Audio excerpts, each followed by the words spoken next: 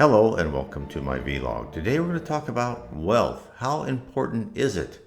How important is accumulating our desires and our wants and our needs in order to be rich and successful as we think they are compared to what is awaiting us in the spirit world? But first, let me ask you to subscribe, hit the bell, hit the like buttons so we can spread the Spiritist doctrine far and wide so people can find out why we are on earth and how we are here to improve, not to accumulate new goods. Let's start right into it. We in reality are here on earth to modify our character and personality. The spirit world has told us via many wise prophets and by Allan Kardec, who codified his Spirit's book, that we may live many lives in the pursuit to be a pure spirit, an angel. The angels that many of us believe in, whether your guardian angel or some other angel of mercy, and that you love, they have all been in our shoes in their past lives. They too have traveled through the anguish of grueling poverty and harsh emotional trials.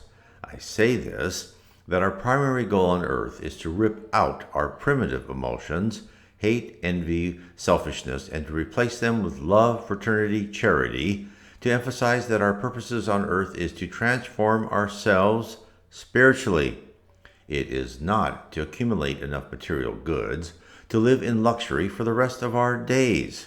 There was a study by a financial firm that asked people from having $100,000 in the bank in income to much higher, what do you need to feel comfortable with your life? How much more money do you need to make each year and save?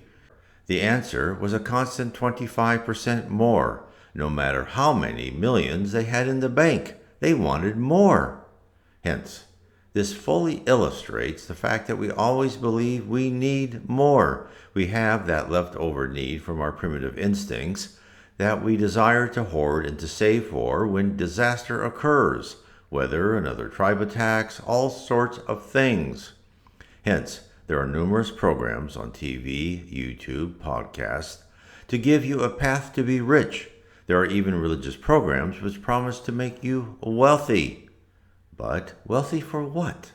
A moment of contentment in the span of your immortal life? Whereas if you ascend in the spiritual hierarchy and are able to enter that narrow door to heaven, you shall have emotional, spiritual, and intellectual comfort beyond your imagination. This is the ring of gold one should be after. Now, if you accumulate your wealth honestly and have helped those and treated others fairly, there are certainly no negative consequences of the goods you have acquired. Enjoy them. Just don't allow your money in the bank or your toys to direct your life.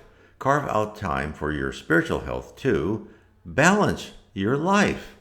My main message is, don't envy others their money or possessions. Be content with what you have. Where you are now is exactly where you should be according to the plan created before you were born. Yes, continue to work hard to make yourself comfortable and to be able to retire and or help your children. That is all part of being here on earth. To learn to work hard, to enjoy the fruits of your labor.